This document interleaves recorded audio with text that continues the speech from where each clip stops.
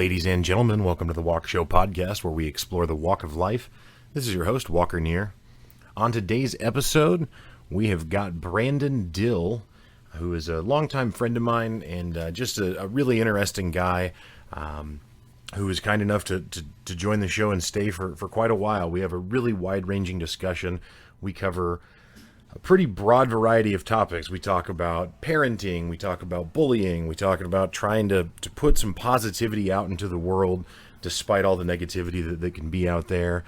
We talk about personal development and nuance. We talk about stereotypes that people either fall into or that, societal pressures that people feel that they're supposed to act a certain way based on whatever characteristic they may have. And just a really fun conversation that I think you will really enjoy listening to. As always, the music for today's show is provided by Misha Zarin, so thank you, Misha, for providing the music. Mention it at the end of the show, but I will also mention my other podcast, Pick Up Your Sticks, which is co-hosted by me and Brett Lindley. It's all about video games, but similar to the Walkshow, it's long-form conversations that tries to not really be sensational and doesn't really have an agenda other than to just talk about, in that case, the emotional connections that we have with gaming. So if you enjoy the Walkshow and you enjoy video games, I think you will find that you will enjoy Pick Up Your Sticks, which is available everywhere podcasts are found. We will go on to the discussion with Brandon Dill, so let's do it.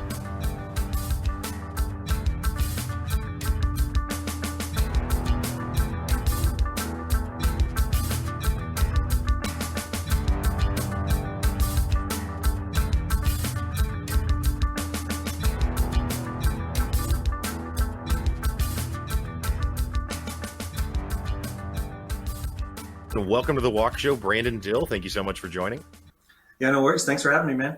Yeah, man. So you and I have actually known each other for probably over a decade at this point, if you actually go back to think about when Teletech all started back in the day. Yeah, it's been a while. It has. So you and I actually have had several things in common throughout our life. We're both gamers. Yeah. We're both, I don't know if you still are, but both UFC fans. Do you still do that at all? I still do quite enjoy martial arts. I don't watch every fight religiously anymore, but I still thoroughly enjoy it. Yeah. The sport in general. Yeah. You seen that Khabib dude at all? Khabib Nurmagomedov, or however you say it? Yeah. He's pretty nasty, but actually, and that's funny you bring him up. Him and Connor are one of the reasons that I really kind of stopped watching UFC. I mean, I don't appreciate that aspect of it. Like, I appreciate the chess game between two human bodies. I don't appreciate the getting in there, cussing each other, riling it up, being WWE. Like, I just don't care for that. I would agree with that. I mean, Ronda Rousey, when she left the UFC, went and signed a contract with WWE just to show how closely those things are now married, Yeah. And Brock Lesnar. I mean, it's just... Oh, man. That was the worst. That dude was champion, and he was 5-0. It's like he has 5 fights, and he's the best in the world? Fuck out of here. Like, no way. Hated it. Yeah, no, I agree. I think that the WWE-ness, for lack of a better term, but the way they promote the fights is really dumb, because it's all fake drama. Although Khabib, to his credit, is actually like a pretty devout, like, Muslim dude. Who isn't really about that. Connor just, I think, kind of got to him, you know what I mean? So he eventually snapped. But which, I mean, we all would, you know what I mean? There's certain things that would make any of us fight back or mouth off, Right. But I just don't like that. Like, they promote that, right? And Connor got to the hype and the level that he was. He was an amazing fighter, still is. But he got to where he was because he could run his mouth and because they aired that, right? Like they went, oh, look at this guy. He's so good at talking shit and then backing it up. And it's like, just back it up. I don't need you to talk shit. Agree. I mean, I think that to some extent too, that speaks to the general UFC fan is not someone who likes jiu-jitsu or even really kickboxing. Like they just want to see a street fight, so they just, as long as guys are getting punched in the head, they're good with it. Yeah, a lot of times when you go watch one of the fights at you can go up to. I used to go down to Centerfolds and watch them, but they can't play them there anymore. Oh, really? Yeah, they got in trouble. Or you go to one of the bars and watch them or something like that. Like if you get a really good fight, like Damian Maya or one of the good jiu-jitsu guys, you get them in there and you get a real good game of chess going on. That every table around's booing and they're like, "What? Just stand them up, make them hit each other." It's like time out. This is an important part of the game. Like this guy's doing a really fucking good job right now of implementing his game plan, and they are standing them up faster now. They are keeping them away from the more martial arts aspect of it. It's just turning into more and more glorified boxing, and you know what I mean. So, yeah, no, I agree entirely. I don't know. I've become more of a fan actually over the years, in so much as that I watch more fights than I used to. But at the same time, I would say, despite that, most of the roster I don't really care for that much, because they're not like, they don't even have a style. They're just street fighters, and it's or mixed or something. I don't know what they call it anymore, but it's just like, you're not a real martial artist, man. You're just a guy who's not afraid to get punched, which that's, maybe good enough, but I don't know. Anyway. So obviously you're not a celebrity or something, so the audience is not familiar with you. So as much as you're interested in sharing, where did you grow up? Where are you from? So, I mean, I have lived in basically every small town around Stockton Lake. Okay. So, moved quite a bit through my childhood, just through different means. Okay. So I lived around Stockton Lake most of my childhood. Lived on my own since about 13. Lived in Bolivar for a while, and then moved up here to Springfield for a while. Moved out to Wichita for a job for 2 years. Fuck Wichita. I ain't about that life. And then moved back out here for a little while. Moved down to Destin, Florida for 5 months. Yeah. Oh, paradise. My wife and child, however, disagreed. Oh, okay. So they moved us back to Missouri. So here I am. I like Missouri in the summer, but it can piss off in the winter. Aren't there videos of you going out in the snow in nothing but your underwear and diving into giant snow piles? Yeah, totally. Yeah. Just because I don't enjoy the cold doesn't mean I'll stop my ignorance during the cold. Like, that's not going to happen. All right. And when you're as furry as me, jumping into a pile of snow, like, my thought process there is, I'll jump in the snow, I'll get out of the snow, I'll stop being cold. But what really happens is the snow, like, halfway melts on you and forms icicle in all of your, like, wonderful hair all over your body. And then, like, you're encompassed in it and you have to try to get it off. And so you're cold much longer than you anticipated. Okay. Yeah. So do you do any sort of like workout routine or anything? Is that? So the only workout that I do currently, I'm a big believer in sexless workout. That's just Okay. But my wife has asked me to join her in pole classes. So she takes pole classes down at Springfield Aerial Fitness. Mm-hmm. And so I go down with her. She has like an unlimited package. So she goes basically every night of the week. I do that once a week, and then I run with her because she makes me. But I don't like working out. I hate it. Yeah. I like the pole class. It's fun. The spinning stuff and like learning the new moves is fun. But the workout aspect of that I hate as well. So do they actually have you do like squats or something? Like you actually do other exercises in preparation of the pole? Yeah. So I would say almost the first half of the class is like exercising and like doing stuff other than learning new moves and stuff like that. And even like, and this is going to sound silly, but like the actual act of like doing a spin on the pole or just lifting yourself up on the pole or something like that is considerably harder than I anticipated. Like Lindsay's been going for maybe almost a year, and like she is insanely stronger than she used to be. Like even because I wrestle all the time with Jalen, my daughter, and Lindsay, my wife. Like we just fight all the time. It's fun for me. We'll screw around and wrestle. And sometimes I'm like, I'll grab her now and I'll be like, I'm going to pin her down and like tickle her or grab her boobs or something, And she's like stronger and I've got to like actually put a little more effort into it. And I'm like, whoa. keep going to these classes, you're gonna be kicking my ass soon. I don't know if I like that. Like, right. but no. Yeah, the last time I saw you in person, I believe was actually we were both at the eye doctor, just serendipitously at the same time. Yeah. And I approached you after I got out. You were in the waiting room, actively wrestling with your daughter. Yeah. Which I believe you said continued on into the actual appointment with the doctor, who is not really a huge fan of your activities. Turns out in public, most people hate my parenting style.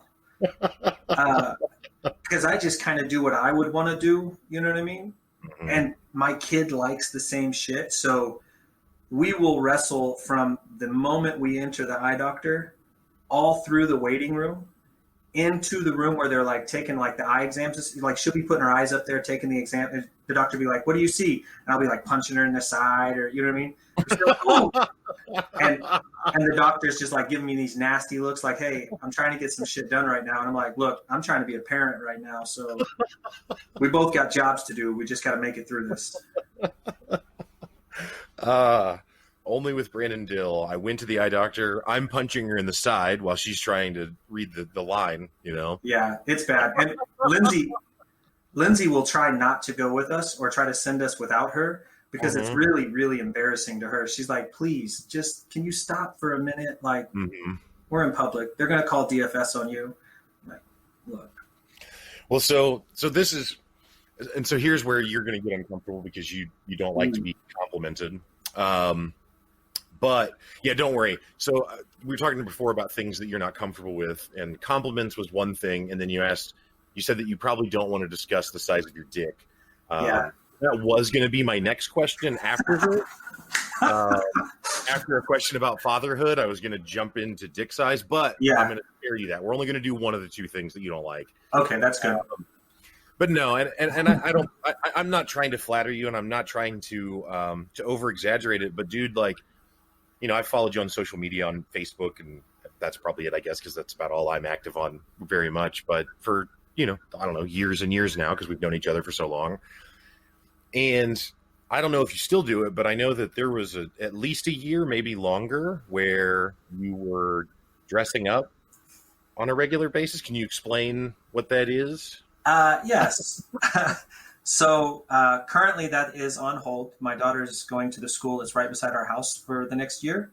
Okay. So she doesn't ride a bus. They won't allow her to ride the bus. But when we lived in Nixa and then Florida and then here, what we do is once a week, she helps me pick out a costume. I have a costume closet downstairs that I use for this. And then when people are over, we kind of throw on costumes, and I got poles in the basement, and we do pole dances with costumes on. It's a blast. Nice, right. But yeah, once a week, she'll help me pick out a costume, and then I'll walk her to the bus and chill at the bus stop with all the kids that are at the bus stop in a costume, and we just kind of goof around and have a good time, and it's a lot of fun. She really enjoys it. Her bus drivers usually really enjoy it. Like when we moved from Nixa, her bus driver, you know, we let her know, we're like, "Hey, we're moving, you know, sorry, this is the last day." And you know, during like the break of when she dropped off the kids, she went and got us like snacks and a little card and everything and brought it to us and said, like, we had made her year better and she was sorry we were leaving. And I was like, "Oh God, we're just goofing at the bus stop, you know?" Right. But yeah, so we do that once a week. I can't wait for her to go to, she'll be going to Cherokee. And when she goes to Cherokee, I can't wait because, you know what I mean, she'll just be a little bit older, and I'm going to see if she's like too embarrassed to have me at the bus stop, like out there in a, like I'll wear a dress. I wore Lindsay's wedding dress and a wig. And I tried the high heels, but man, I don't know how people walk in those. Those are like, it's dangerous.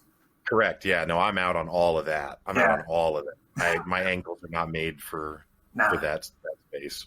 No. Well, so that's what that's again, like you know, I probably didn't comment on those photos often or anything like that, but like you watch that from the side and this is again where you're uncomfortable, but it's like, and that's like some dad of the year shit. You get that, right? Like that's impressive. Yeah, I know. You don't like that because you just think it's all funny, but this is the characteristic of you that I have always liked so much that I don't know if you even consciously think of as being a characteristic of yourself, but it is that, I don't want to say that you have no shame because it's not like you do stuff that you should be ashamed of and are not, but it's more like like, I've just not ever seen anyone that can actually like get at you. Like, you kind of just do whatever you're trying to do, and you don't ever hurt anyone else, and you're not a mean person, so it's always in good fun.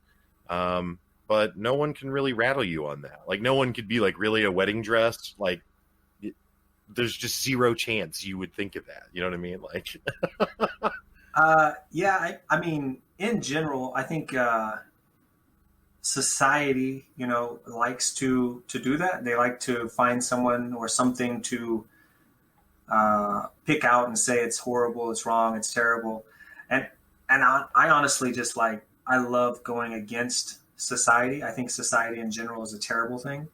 But like, I got flowers on my arm, says love. It's like, you can call me a girl, you can call me whatever you want to call me. Like, I love flowers. Flowers are beautiful. They smell amazing. They're some of my favorite things. You know what I mean? right. And so it's like, make fun of me for that. Let's laugh about it. It'll be fun. If you have a sense of humor, I'll laugh with you. If you're an asshole, I'll laugh that you're being an asshole and make you madder. We're good. Right. I don't know if you ever saw my back tattoo, but it says, here, I'll show you real quick. Okay.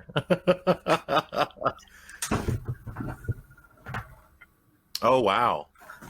So it says tats are trashy in the Toys R Us font. Yeah. For anyone that no one else can see it. So not for anyone, yeah. No one else me. But and it's in a rainbow too, right? So it has the rainbow color. So like a lot of times when people are talking shit about like my flower tattoos or something, like, oh, you're not a man, you got flowers on your arm. I'm like, oh yeah, I got a rainbow on my back too. Like, you want to see that shit? Like, I don't care. I have a friend who got a tattoo, and now this was in like the mid to late 90s. So it was before it was a meme, if you will. But she got a lower back tattoo, which fast forward 15 years and everyone just calls it a tramp stamp, right? Yeah. But yeah, I always get a kick out of that. But she's kind of in the same boat. She's not embarrassed by it, because what is it, And that's something that I think is a big problem in our society today. Like, I was talking on my other podcast with Brett Lindley, who you also know. Yeah. We were talking one day about monetization of video games, like the loot boxes or the battle passes and all that stuff that's out, And I was kind of arguing that I don't think that I don't like them personally, and that I don't buy them, but to me, that's where I'm willing.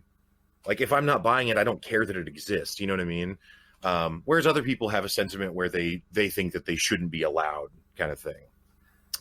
Yeah, that one's difficult for me because, like, if it's giving you an edge, right? Like, if I can spend X amount of money and just be way ahead in the game, I think that takes away from the game a bit. But like in WoW, when I play it, like, it takes me, all the time I'm going to play that game, I want to be doing the shit that I want to do.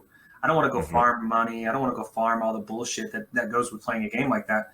So probably every 2-3 months, I'll drop $20, buy one of those stupid tokens, and just exchange it for gold. And then I don't have to go farm anything. I don't have to go, you know what I mean? I can go do the shit that I want to do. Right.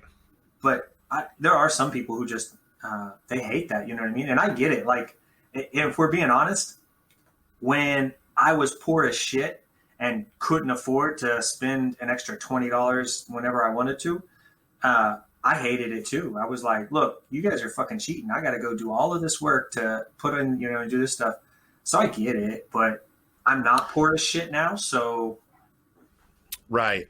Well, and that's kind of what I mean is, like, I definitely agree with you that I would not play a game where there's a pay to win basically mechanic where you pay and you have an edge. But in a game where the pay is for cosmetics, I don't really care if someone wants to pay more for their character to look different, that's fine. But I just don't put a lot of value in that. Right. Yeah. But anyway, so Brett was explaining that because his wife's a teacher, was explaining that I guess there was a trend for a while, and I don't know if it's still ongoing. I guess not now with no one being in school anymore because of the corona or whatever, but where like kids were being made fun of if they had the default skin, right? So it was it became like a status thing. And so Brett was like, so that's another reason that he thinks, and to be clear, it's not even his own position. He was just kind of talking about positions that some people hold. So I'm not trying to put words in his mouth on this, but anyway, my whole point with bringing all this up is that my thought when he described that was, I was like, I mean, I guess we could say that Fortnite shouldn't have those loot boxes, but like, man, wouldn't it be cooler if as a society we could learn that, like, if someone wants to make fun of you because you have a different avatar in a video game and the one that they have that's special is only because they bought it, like, that person's the dork in this scenario. You know what I'm saying? Like, it's not the kid with default skin. It's the kid who's assigned his self-esteem to having the skin that you pay for. Like, what, are you kidding me? But that's not a conversation that people are willing to have ever. It's not, well, I don't know. And even if you take that away, right? Like, so say it's not the skin, right? Like they have the same skins or whatever it is. Like when I went to school, I mean, I had, I don't know, you guys call them, like, we called it the free store. Like it was a place where you could go, you didn't have any money, you could go get some clothes or you could go get some, you know what I mean? And like churches would donate and stuff like that. I think the only gym shorts I had for a long time were like these hot pink shorts. I had two different pairs. One was like a jeans, like literal jeans that were supposed to be red, I think, and washed out to like a real sweet pink. And then these other ones were like some spandex, hot pink and black Nike shorts.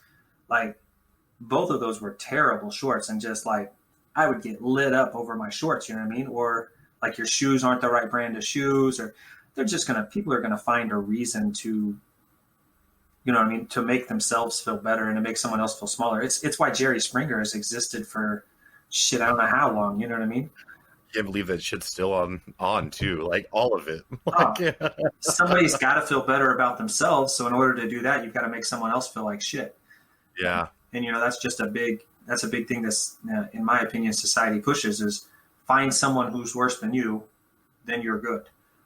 Yeah, that's something that I don't understand either, is this desire to punch down, as they call it, like, for example, and this doesn't always go well for me, like in my day job.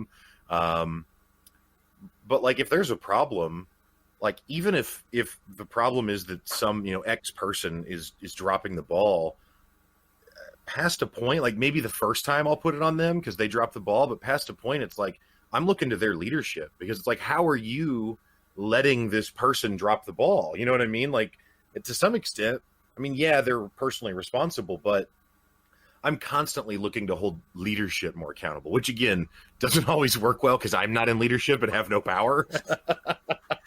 Yeah. But I don't know. I think that it's so, and I don't mean to, whatever you're comfortable with talking about your daughter, I don't mean to bring her into this a ton, but I mean, does she struggle at all with, I can't imagine that she does, but does she struggle at all with bullying, or how do you ever have conversations with her about that kind of stuff? Or is it just almost like a thing that doesn't come up because because she has a tremendous amount of self-confidence, it seems, from just the limited interactions I've seen with her. I mean, I don't know her personally at all, but. Yeah, I would say, again, the only things we're going to have issues talking about are compliments and dick size. And outside of that, you're not going to shy me away on anything. She is emotional compared to me. Like she's much more emotional than I am, but that's not saying much. I'm not good at emotions. But she doesn't, to my knowledge, she doesn't get bullied, and she does a really good job of not bullying, which I'm super proud of, because it's easy. She has a great life, in my opinion. She gets to go do all sorts of stuff. She has an insanely better life than I grew up in. That, I mean, as a parent, that's your dream, right? But you'll hear other people, like her friends, and sometimes I'll call her on it. I'll be like, hey, you're not gonna be hanging out with people who are talking shit like that. And you'll hear her friends talking like mean to people, or sneering about what people have or don't have, and she doesn't chime in. Now, I wish she would stop them, but she's 11. Right. That may be asking a bit much, but yeah, I don't know that I've caught too many cases where she's like joining in on the nastiness of people, which is cool. I really appreciate that. Right. Yeah. Yeah. Yeah, I was always the big kid, right? Like I'm 6'5" now, and I mean I haven't been 6'5" the whole time, but I may as well have been. You know, in relation to the other kids, I always was. Um, so I didn't really deal a ton with bullying. I did when I was real young, a little bit. I got bullied some, um, but by the time I was, a teenager, I was just no one thought I was the age that I was. So the older kids that might have been willing to do that didn't really engage. Um, Yeah, I don't know. I personally, I really, really dislike bullying. I really hate just the cruelty of it. I don't know. It's just. I don't see any sense in it. I would say, I don't remember what grade, somewhere in grade school, up to like third or fourth grade, I think I was the lightest person in our class. And we had people who were like a good 2 foot shorter than me, and I was still somehow lighter than them. So I definitely had some bullying in like grade school and stuff, and then even like junior high and everything. But I don't know. I guess I grew out of it when I just got, I grew a little bit. But I don't know. I just don't like it in general. I don't feel like it's a good thing, and I feel like a lot of times it comes from parents in one way or another. Either the parents are not giving the kids what they need at home, or there's something lacking in that scenario, or the parents themselves act that way. You definitely see kids like, what is it? I was, and I won't say which kids because it's not nice. I was driving a kid down the road, and one of those signs came up that said, "If you don't speak English, get out." You know what I mean? Like people put one of those lovely billboards up. And the kid read it out loud and then agreed with it. And I was like, hey, time out, look. Right. We're not going to be like that. Like, that's not a real thing. So, like, if you're going to be hanging out, like, we're going to be nice to people, or we're not going to be around. And, but something like that, a kid doesn't just have that. You know what I mean? That's not... Right. ingrained in children. That's something that they learned from, probably a family member, and that it's just sad. Yeah. No, agreed.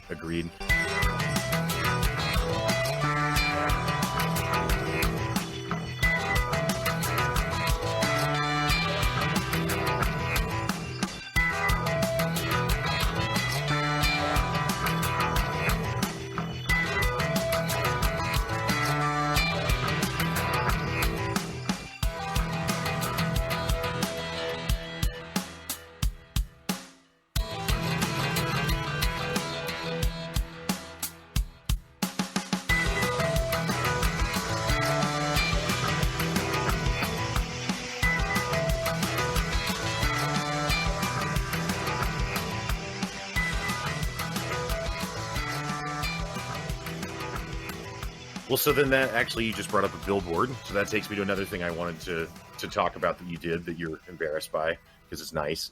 So when you lived in Destin, Florida, you purchased or rented, I don't know what the right word, I mean, I know you don't own it, but whatever, rented, I guess, a billboard here in Springfield. Can you talk about that a little bit? Yeah, you really are just like bringing up all sorts of shit here, aren't you? Yeah. Because people need to know. People need to know that there are good, genuine, earnest people out there who don't do it because they are shamed by it by some religious organization or something. They don't do it to gain fame and notoriety. That there are some people who are just decent fucking people. And yeah, you say fuck, and yeah, you strike your child while they're at the eye doctor, but it doesn't mean that you're not a good guy. You know what I mean? Like, and people need to know that this shit exists and not because you're trying to become famous, or I'm not trying to blow up your social media, although it might happen, but just simply that, like, these stories matter, and we hear so much, especially now with this coronavirus stuff. Everything is negative, and it's like, let's talk about some shit that's good that's going on in the world. So unfortunately, because you've been nice, you're in the crosshairs, buddy. Well, thanks, I think. The signs, they were a combination of a couple of things. Basically, the story I just said, I've seen a couple of signs that were pretty negative, and then people were putting some pretty negative stuff in their front yards and stuff like that. And so I thought, why not? I was trying to think of ways to like help people out and to try to make people smile in the days and like make their days just a little bit better. And, what was the best way I could reach the most people? And so I asked around a bit, and somebody told me about this thing. It's called Blip. And basically they own signs in different cities and things like that. And then you can rent time from them, and you can rent any interval of time that you need. And so what I did is, I did not spend a lot of money on this. I spent like, I think it was like 60 or 90 bucks a month. But you get to pick the signs, you get to pick where they are, and then you get to like create like little designs and stuff, just to throw up on the sign. So I would just come up with like different pictures I had taken or something like that. And then, just like a happy saying to be on it, like what was it? Like believe there's good in the world, and then be the good in the world. Like, they just little play on words, the different coloring and stuff like that. And so I would just find things like that and put it up there. And then I just started asking like Facebook and Snapchat and stuff like that. Like, hey, what do you guys want to see on the sign? What would make you happy? What would be like, if you were driving down the street on the way to work? And that's when I tried to play them, was when people were on the way to work, or on their lunch break, just to kind of, because that's when you need to be a little smile or something, And so I just asked people what would make you smile, and then so we did that for a while. And then we also like tried to partner up with some businesses to say, hey, if you do something good for your community, then when I'm putting up my happy sign, I'll also throw your logo on there, so that people know that you're somebody who's doing something good. And we had a couple businesses kind of jump in at that. Like we had one pay off school lunches. We had nice. What was it? There were a couple other things. One did like a and I don't want to throw any of these businesses under the bus because I haven't talked to any of them about this, but sure. One of them was like a spa, and what they did is they just had a day for people who had recently been divorced or had recently went through some like a job loss or something like that. And so everybody could come in and just like chill there that day. They had drinks and like you could get a facial, you could do just a couple different things just to kind of, reset you, just kind of bring you back to zero, so you could forget about stuff for a minute. And so we tried to do some stuff like that. But yeah, the signs were a lot of fun. I'll be doing them again. But yeah, just right now, I don't have the means to do it right now. So. Sure. Yeah. No, I get it. So another thing that you have recently done, I think this will be the end of me bringing up things that you've done. But it's something that you bring up on social media a lot, and it kind of ties to, I think, to the bullying conversation we were having. So something that you consistently post on Facebook is a plea, basically, to get people to stop being so mean to each other over politics, right? And you don't say just people who like Trump or just people who like the left or Hillary or Biden now or whoever it is, right? Like you don't single out a certain politician or a certain political party. And I think that there's a lot of truth in that. And I think that especially for people who aren't Trump fans, right? It's really easy to think of him as this like bully, and of that whole ideology as kind of a bullying thing.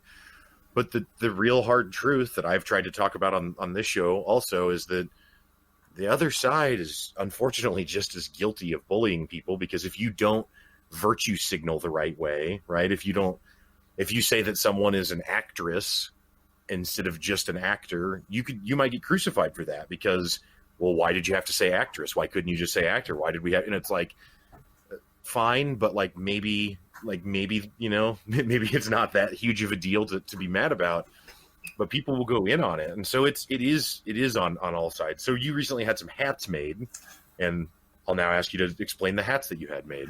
Man, I wish you would have given me talking points beforehand. I didn't. I wasn't expecting this. I know. So I wanted to catch you off guard. I wanted to get the unfiltered. Yeah, fair enough. Shit's real. So yeah, the hats. Really, what it was is I just see lots and lots of hatred. I mean, people are just really, really mean to each other, and there's not any benefit of it. You know what I mean? Like, you can go on the internet and be a complete asshole to somebody today, Like, how does that benefit you tomorrow? What does that do for you tomorrow? What does that do for your kids or your community tomorrow? It doesn't do anything for you, you know? And so I just saw a lot of people being really mean. And, it is back and forth on politics, and, it's red versus blue, and it's just nasty, you know what I mean? So I thought about it for a little while, and came up with a hat. It's Help America Love Again is what the hat said. It was a purple hat to show that it needed to be red and blue. No red, no blue. We need a combination of both. And what I did is I shopped around. I found somebody who made the hats pretty cheap for me. I sold the hats at cost. So basically the hats cost me, I think it was $9.30 a piece to make, which just for anybody else coming up with these ideas, you'll lose a lot of money doing so, because there's a lot of fees and a lot of things that go into selling those hats that you don't account for going into it, but it was worth it. So what I did is I just put on Facebook that, hey, I'm going to sell you these hats at cost.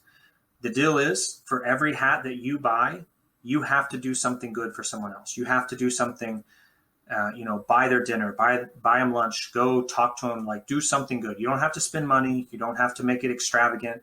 Do something good. Don't tell me about it. I'm going to do this on the trust system. And we sold quite a few hats. Had quite a few people ask for another run of the hats. We'll see if I do another run of the hats. I lost. I don't want to say lost, but I spent an amount of money that my wife was not happy with the last hats. Gotcha. That was that. Again, it was just bad math on my part. Like, I'll sell this at cost. I won't account for having to drive and pick them up and ship them and all the cool stuff that goes with it. Right. So next time I'll probably have to come up with a little bit better plan. But no, we got, I think we got, in the end, we got 40 something people to do something nice for someone else. And hopefully, there's someone else that had something nice done for them. It helped them smile and, have a better day and maybe help someone else. So that was the goal. So, kind of strange question. So you play like World of Warcraft, we talked about. Mentioned it earlier a little bit, but and you raid, which a lot of my audience for the Walkshow aren't gamers. So basically, what that means is that it's a group of anywhere from 10 to 30-ish. I mean, maybe not quite that many, but close to 30-ish people that all get together, and then they kill dragons for 2 hours or something, right? Yeah, to an extent. Yeah, I would agree with that. I mean, if you don't know anything about it, then, that's fair enough. Yeah. Right. Are you ever a leader in those scenarios? Have you ever led a guild? Have you ever been the raid leader? I used to, when I had more time. In my opinion, those roles take a bit of effort, and your people are looking to you in those scenarios. A lot of times anymore, I just, with wife and kid and stuff, I don't have as much time. So I will lead groups, like the 5-man content. I lead those constantly. But for the bigger stuff like raids and stuff like that, I just kind of don't do that anymore. Right. It just takes more time than I have available to put into it. I was just curious because you've shared a couple of stories now where almost, not even with some huge master plan going into it, but you're inspiring people, whether it be businesses to help out in a community, or you're inspiring individuals to do a good deed in conjunction with getting this hat or whatever, right? And so I was just curious if you've ever thought about maybe trying to lead a more organized effort of helping people, because it seems like it's kind of a natural fit for you. Yeah. So, I love doing it. The job that I do now, how do you say this? Every time they come around, they ask, why do you do this? Why do you do your job? And my answer every time is helping people. If you took the ability for me to help people and to make their jobs better away, I wouldn't do it. I don't give a shit. You can pay me however much money you want to. I'm not going to do it. Right. It's just not a fulfilling job at that point. So helping people in general is what gives me warm fuzzies. And I think you've talked about this before on one of your other shows. it is selfish. It's very much selfish. Yeah. I do it to make me feel better, to make me feel like the world is a better place, to make me feel like, this is good shit that we're doing. I love seeing people be happy. I love seeing all of that. But I assume if I didn't feel good about it, I wouldn't do it. You know what I mean? Right. Right. Yeah, I think it's a situation where honestly we just don't have enough words, which I know sounds crazy because if you look at a dictionary, there's plenty in there, right? Yeah. But the word selfish implies negative. Yeah, exactly. It implies that you're doing something like almost at the expense of someone else for your own gain, and I get that context, and that's what it means in a lot of circumstances. But yeah, I fundamentally do believe that all actions are selfish, even if that's just going and getting a bite to eat, or if it's helping someone. I mean, for example, I might help my mom do something. Well, I mean, it's my mom, right? But I want her to feel like I care. You know what I mean? So, and that makes me feel better if I feel like she thinks I care. Yeah. So I do it, Now in the end, yeah, the benefit is for her, but it's not something where I'm like, really, really hate this the entire time because I wouldn't do it otherwise, to your point. You know what I mean? Yeah. And even if it's something that maybe a task that you don't like, the feeling that you'll get at the end of it outweighs the feeling of negativity that might be associated with whatever the mundane task is. Yeah, I agree. And I mean, at Teletech, when we worked there, our job was to help people. I was an ASG at first, and being able to run around and help people answer questions was awesome. And then, in the back of the house doing triage, and then, helping the callback team and stuff like that. That was, that was the fun stuff. Unless it was, what was his name? Mickey? Yeah. He works with me now. Well, we don't work in the same group anymore, but I helped him get on at where I work now. Yeah. Unless that son of a bitch asks you a question, because he's too smart. You know what I mean? If you don't know the damn answer, what makes you think I'm going to know the answer? I'm not smart. Right. We're not. This is not the same playing field right now. Right. Don't ask me. You're just going to make me feel dumb. Right. But yeah, that's definitely a different take. Well, I eventually became an ASG. And I remember a person complaining one time about that they didn't like some scripting that they had to say on the call. And the explanation I gave them, which is probably very different than the one you would give, but instead of trying to inspire them, I just tried to be real with them. And I was like, imagine if your job was to move rocks from pile A to pile B. Just that's the job, right? Well, you're going to use your arms to move those rocks, but you're not going to really think about the fact that you're using your arms. That's the part of your body that can move stuff like that, right? Well, here, your job is to vibrate your vocal cords so that certain sounds come out that appease whoever is monitoring these calls. So you don't have to believe in the scripting that you say, and you don't have to attach your own identity to it. You just have to vibrate your vocal cords in such a way that the sound that they want to generate happens, and we're all good.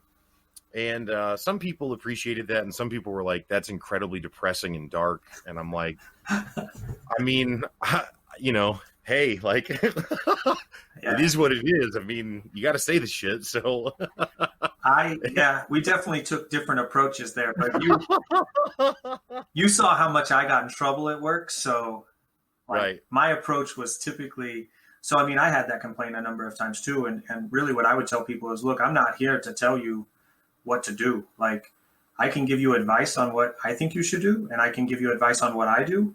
But realistically, your job is to make the person on the other side of that phone happy and make sure that their shit's fixed. If you fix their shit and you make them happy and we get a good survey out of that, do you really think somebody's going to bust your balls over that script? However, if you don't make them happy and you don't get a good survey, you're going to get your balls busted over that script. So you got to make sure you excel at one. One's a lot easier than the other. So either pick to do the script that's really easy, or pick to be a badass at your job. It's your choice. I don't care. You know what I mean? I'm not here to boss you around.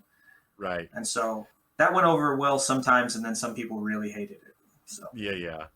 Dude, the worst I ever had was there was this guy who he had been a radiation technologist for 10 or 20 years. Forever he had worked doing that. Well, he had actually developed I guess I don't know if mild is the right word, but he developed a cancer that he was living with, right? So it wasn't inhibiting his ability to do stuff. And I mean, he wasn't in like chemotherapy or anything like that, so he wasn't really sick or anything from it. But anyway, he was working at Teletech, which I was just blown away by because, I mean, he had like a real job. You know what I mean? Like, no offense to anyone that works at Teletech. I came from there. So, hey, you know. But I don't know. He did something that seemed like it would be more meaningful than a call center job, you know? Yeah. Which, again, decade in the call center. So I'm not shitting on anybody. But, well, one day he came into work and the teams had moved where their chairs were. And so he sat down in another team's area, which wasn't like the end of the world, but he just wasn't where he was supposed to be. And so I went over to him. I was like, hey, your team actually moved. You guys are over wherever now. So just whenever you have time, you know, just move your stuff just so you're around everyone else. So when you need help, you're seen and, you know, people are paying attention to where you're at. And he was like, this is so ridiculous that anyone would care where I sit in this place. And me and this guy joked along, we get along. So this is going to sound like I was being mean to him, but I was kidding and he knew it. At least I have to tell myself that. So I said, you know what? You're totally right, man. I'll tell you what, instead of picking your stuff up and moving it over there, you should just pick up your stuff and just head out. You know what I mean? Again, totally kidding, tongue in cheek or whatever. He actually did it. He actually stood up, went to the, I don't want to say his name, went to the manager's office. And yeah, he quit within 30 minutes. He was done. And I was like, you do know I didn't really want you to quit. And he was like, no, honestly, I just thought about it. And I realized that like, while I'm not really sick right now, like I have cancer. And why am I spending my time somewhere that I'm miserable? You know what I mean? And why am I spending my time somewhere where I have to care about what seat I sit in? And it's some really elementary school feeling shit. And so I decided, you know what, you're right, I am just gonna go. I definitely had to go into the office and talk to them about what I told him, and I was like, no, I didn't make him quit, I promise. That sucks. But yeah, you know, so to your point about you got in trouble sometimes, like, yeah, me too, like Yeah. You gotta have a sense of humor at those places, man. Like it's a humorless environment. It's a humorless environment where people. I never felt as much like a number as I did when I worked in call centers, as opposed to a person. You know. Yeah, and I mean, like we did the reporting for like the U.S., Mexico, Philippines, Canada, like the whole world. You know, India, and I think at that point in time, for most of that time, I was getting paid $13.50 an hour. Mm-hmm. You know what I mean? And it's like, well, right. But either you're underpaying me or the reporting actually doesn't matter as much as we think it does, because one of these things isn't adding up. Yeah, we totally, and I'm sure everyone in the building noticed that at some point, but whenever we were like negotiating like raises and stuff like that for all the stuff we were doing and going to corporate, like we 100% negotiated to not have to dress up anymore. We just got it so that like we wore dress down clothes 24/7 unless they told us someone was going to be in town, and then we had to put on dress up clothes. You know what I mean? But it was, you know, it's just part of the negotiation. And then like the ping pong room, we were in there so much, often, yeah, and it was just part of it. You know what I mean? I was just like, hey, y'all, you know, you're not paying us shit. You know, we got a raise, but in that raise, this was still part of it. Was you're not paying us shit still. So we're going to need some other sorts of benefits. And so we got some. Right. It was pretty cool. But yeah, I mean, I don't know. It's as easy as it is to look negatively at that time or to hate on that workspace or whatever. Like, on it, you know, I didn't go to college, and honestly, that's kind of what it was for me. I mean, the day job I have now is in technology, and there is zero chance I would have that opportunity if I wouldn't have worked at Teletech. You know what I mean? So yeah, people talk shit on it all the time, but like there were a lot of really good people there, and there were a lot of good opportunities there. You know what I mean? Now, granted, there were a lot of people who had to sit in a chair and do some really shitty calls, and like it wasn't an amazing scenario for everyone. But No. there were a lot of really good opportunities that you could create for yourself there if you busted ass and got your stuff done. So a lot of people talk shit on it, but I feel the same way. Like the job that I'm in now, I did go to college for 2 years. I did not get my 2-year degree. Turns out having a kid and working 2 jobs is harder than expected. So college fell off. Right. But it's I thought it was a really, really good stepping stone for me. And like, I'm also in IT still, and I get paid considerably more than $13.50 an hour now. Right. And it wouldn't be that way without those stepping stones, in my opinion. Well, and the reason I bring that up isn't obviously to highlight our current success or something in that way, as much as it's to, and not that that's what you're doing either, but the reason I bring all that up is to say, like, I know there are other people out there who find themselves in situations that they would describe less than ideal, right? Yeah. And it's like, it turns out, though, that if you apply yourself, you can still take something out of those situations and flip it into something better for yourself down the line a little bit. Yeah. Like, you can learn something from everyone and every scenario. And if you're not learning something from someone or from a scenario, that's on no one but you. Right. That's you can learn something from people you absolutely hate, or most terrible people you ever met in your life. You can learn something from them. It may not be something you want to replicate, but you can learn something from them. Yeah. It could be. I know that that's not how I want to be perceived in a situation. So whatever got them to there, I know I need to try and figure out how to not end up in that place myself, because I don't want to be the guy that's the asshole or whatever, that may be.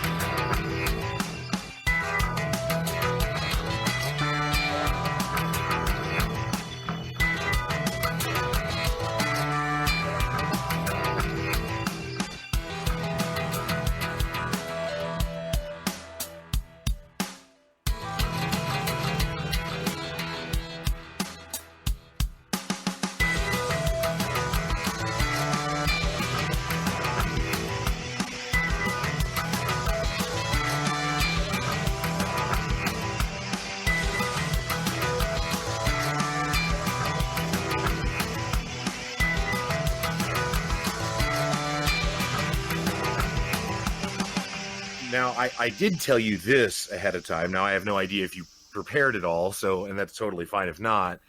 But when we were talking about you coming on the pod, you said that in listening to some of my other episodes, you were very complimentary. Yeah. However, you said that I had taken some positions that you didn't necessarily agree with, or you thought maybe I was too rigid in my definition of how something worked, which I found to be honestly flattering that you listened enough to actually carry that position. So that's very generous of you. But also interesting because that's actually something I've really strived to do on the show is not take crazy rigid positions, and to understand that everything has nuance and everything has balance. You know what I mean? But obviously I'm still just a person, right? So I'm interested if you have an example, and I don't mean it as a fight, but I just really mean like, I'm really interested because everyone that listens, I don't have a big audience. Most people that listen are just really nice to me about it. And they're like, oh yeah, dude, great episode or whatever. And it's like, if someone's got a bone to pick, like, please, like, let's have it. I'm very interested. Yeah. So we're going to be honest with each other for just a minute here. Okay. This is like your baby, right? Like this is something that you thoroughly enjoy. And coming on here for me as a person who likes to help people and please people, terrifying as fuck, right? Like, has it been the whole time? Oh yeah, for real. Like the whole 50 minutes we've been talking now, you felt nervous. No. Totally forgot about it once we started talking. Gotcha. Okay. That's my goal. So, okay. But the build up to it, like, you know what I mean? Like, super terrified and no idea what I was going to talk about and shit. So, like, before this episode, like, I had listened to the most previous one earlier today. But before this episode, my brain was not thinking about, like, hey, what were the previous episodes and what's going on? It was like, what the fuck's he going to ask me? What the hell's going on? Like, how can I make sure I don't piss off his user base? And like, how, like, you know what I mean? So No. I do remember there were a couple scenarios where like, it just seemed like you were taking a more black and white approach to it than I liked.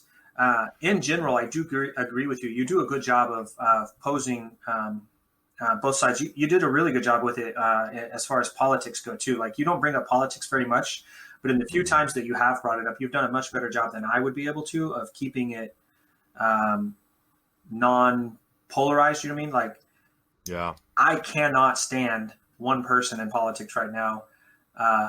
And I'm certain. What color is their hair? You don't have to say a name. Just say, give me a hair color. If it's blonde or brown, no one's going to know what you mean. Yeah. It's not blonde or brown. Okay, then we get it. That's fair. You don't have to, because I'm not trying to get you to go. I know that you don't like to be divisive, so I'm not trying to make you be polarizing right now. Yeah. I have a lot of issues with one individual, not because of policies or politics. I think that in general, our policies and politics need a lot of work, no matter which side of the fence you're on. But one individual is just a lot more, in my opinion, hateful and cruel to people than I personally can stand. And that being said, I couldn't finish watching the Democratic debates for the exact same reason. Right. Right. It was much less debates and more a show of Jerry Springer in my opinion. And so, so I just like you, I put it on both sides, but the honestly, like the most annoying thing to me about your show so far is when you and Brett get together and talk, because I listen while I work, right? Okay. And when I'm working, I have it over here on, I think I play it on Google, and on Google, you can just increase the speed, right? And you have a very like monotone, like very methodical way of speaking, like you're a radio host or something like that, right? And people are going to say the same damn thing about this episode because I talk really fast like Brett does. And so what happens is I put you on 2 speed, right? So when like Crabtree's on here and you're talking to him, or you know what I mean? You guys are all just super chill, and like at 2 speed, you guys are talking like normal Brandon. You know what I mean? And I'm chill. We're good. If I put it on 2 speed and Brett's happy ass is on here, it's like I can understand you, and then he's like, "Grrr." I'm like, whoa, fuck, go back. What did he say? Like I got to go back, listen to him at like 1.5 or even 1. You know what I mean? And then when you're on, I'm like switch, and I can't do that while I'm working. And so like. That's the only thing that like kills me. I'm like, So the biggest problem you have is the difference in cadence between my guest and myself. Okay. Yeah. So like one of y'all need to slow down, or the other needs to speed up, because like I listen at a faster speed, and that's funny. But no, it is interesting. I would say as far as like self-help type stuff. I do like to listen to what you and Brett, and then there was probably Misha. Yeah, Misha, and then the lady as well. There was. I've had a couple coaches. I had Stacy Johnson, and then I had a lady named Ashley Thomas, who's out of New York. Yeah, I mean, I like listening to those. I don't know that I agree with them in general, but I do like listening to them and getting a different perspective on that. And one of the things that you say. Somewhat randomly is like the reason that people don't like themselves. We disagree pretty vastly on that. Like I think you say it's because they're not giving themselves enough to think about, or giving themselves enough puzzles or problems to solve. I think maybe is and I put more of people's self-doubt and issues with themselves on society. I feel like, especially women, but men as well, the role that we expect you to play puts so much pressure on you and puts so much on you that, as a girl, for example, like, you need to be X height, you need to be X amount of weight, you need to have this size tits, you need to have, you know what I mean? Like all of these things. And then when a guy asks you to have sex, you need to say yes, or you're prude, or if you do say yes, then you're a slut. And just like the amazing amount of pressure that we put on them is just nuts to me. And then for a guy, you know what I mean? You need to have muscles. You need to be tough. You can't cry. You got to have X, Y, and Z. And there's just too many people that like really take that shit to heart. You know what I mean? And like, and I mean, me personally, I've struggled with it too. Cause like, I mean, I'm not, I'm like, oh, big buff guy, you know what I mean? And like those roles that you're supposed to fit in, I think are very detrimental to people in general, because everyone is different. Everyone does different things. Some of us are better at emotions. Some of us are better at being strong. And I mean strong as in a physical sense, not as in emotions are not strong. That came off wrong. Right. No, I know what you mean, but that was good clarifying. But yeah, I got you. And so rather than painting everyone into the same buckets, I think it's better to take people for what they're better at. You know what I mean? Like, you're better at things than I am. There's just no way around that. You are. And instead what we do as a society in whole is we get angry about, or we get frustrated with the things we're not good at. And then we go, oh, they're better at this or this, you know what I mean? And then that's when we get into that nastiness and to that, well, they're better than me at lifting weights. So now I've got to find a reason to make that not cool. So they're just a meathead because they lift weights. So they're just this, that, or that, or the other because they lift weights. Now I feel better about myself because I'm not as good at them at lifting weights. Nah, dude, do what you're good at. Do what makes you enjoy life. Do what you have fun with. And don't worry about it. You know what I mean? I have lots of friends that are, really good at lifting weights and being very strong and very macho, and good for them, man. Have at it. I have friends that are terrible at it. I am. Good for them. Have at it. Do your thing. So that's one of the big things that I think, and even when I say disagree, we've just expressed different opinions on it. You know what I mean? I would say that. Oh yeah. I would say that, if we sat down and talked about that subject for 30 minutes or something like that, like, we probably would agree on a lot of things. And that's kind of a thing that society does really bad, in my opinion, as well. Is like, you say one thing, I say a different thing. Now we disagree, so we have to not like each other. No. We've just had different experiences. We have different opinions about that. Let's talk to each other and figure out why we have different opinions or why we had different experiences, and see, right. You know what I mean? If that, if we can come to some sort of a middle ground, or if we can come to some sort of a scenario where even if we don't agree with each other, we understand each other. You know what I mean?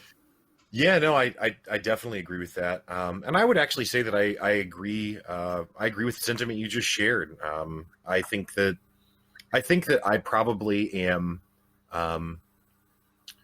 bad at recognizing the significance of the idea you just described, like the societal pressures, because I very much am like you in that, like, the American idea of like macho-ness or machismo or whatever, like, I think it is the corniest shit ever. and I subscribe to none of it. Like, I'm 6'5", I'm a big dude, so people associate me just because of my physical size with being like a big dude, like a masculine dude or whatever. But like, I don't know how to fix a car. Like, I probably legit would call roadside assistance for a flat tire. You know what I'm saying? Like, I don't know. And that's not even fixing a car. I know that, but that's my point, is like, that's the limit. Yeah. I don't know anything about that. Like, I don't cook meat all the time. And if I do, I don't gain a lot of significance from it. I just want to eat, and it was good. You know what I mean?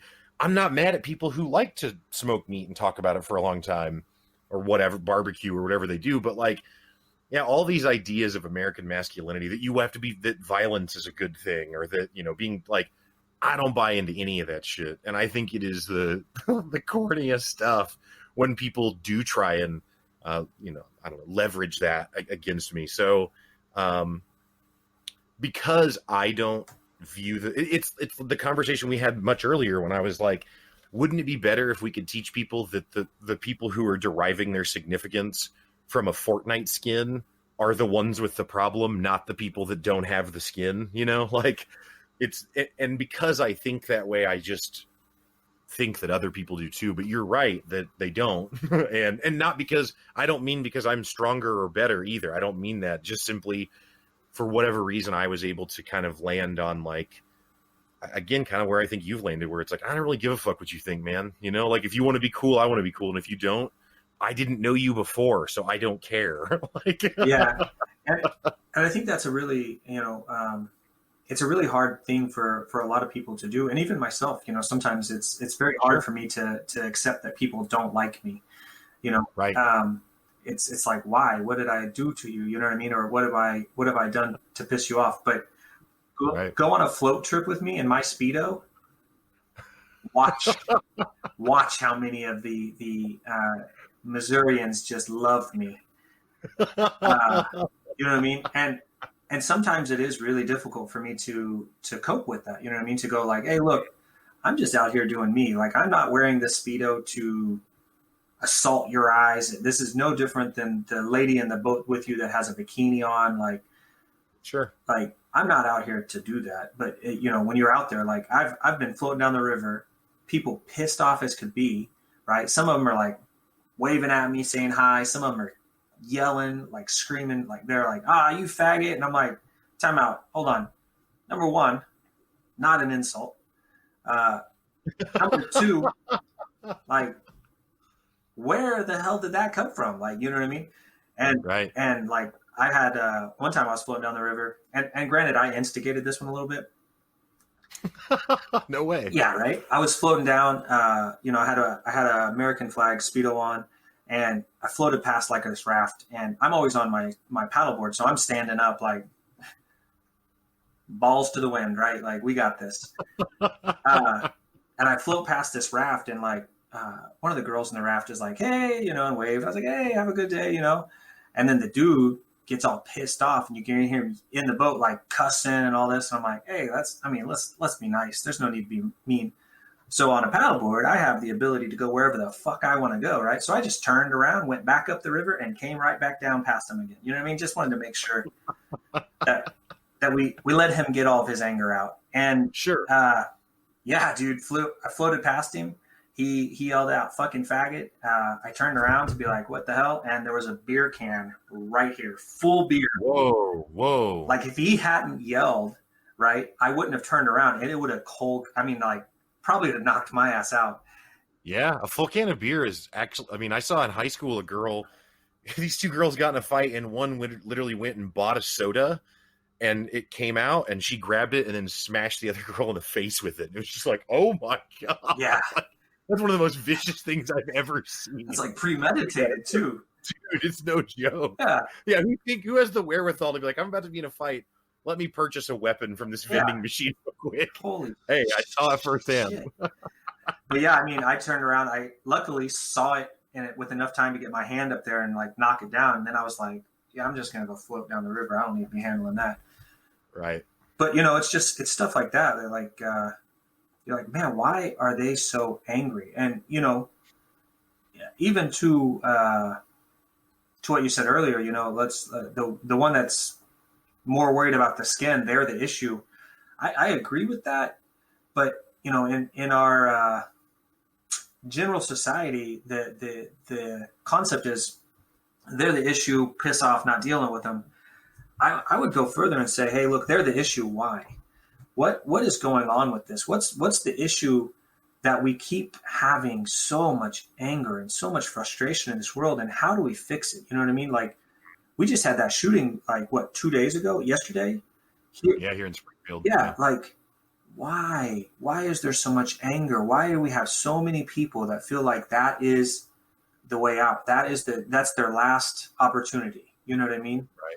Like, we have to do better as a society of figuring out what we're doing to people. You know what I mean? Like, all of this talk about, the economy's good and we're doing so much better now and stuff like that. We're not, man. Like, suicide rates are crazy. Like, the number of people losing jobs or not making enough money to make ends meet are just nuts.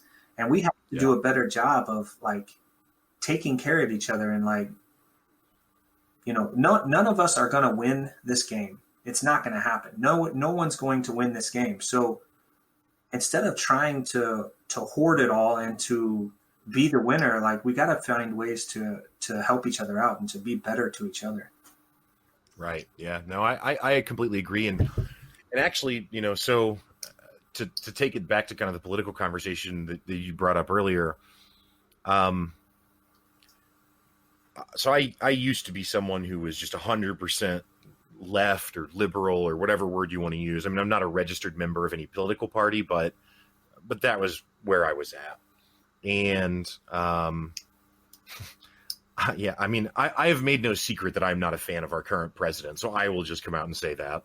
And I have listeners to this show who either are, or even if they're not a fan of him personally, they felt like he was a better option than Hillary, who he was running against, right? Yeah. And whenever the 2016 election was going down, I mean, I was unfollowing people on Facebook. I wouldn't unfriend them necessarily, but I was unfollowing because I don't want to see it from the other side, basically. And I would very much had this isolationist idea where it's like, well, if you want to believe that, you go over there.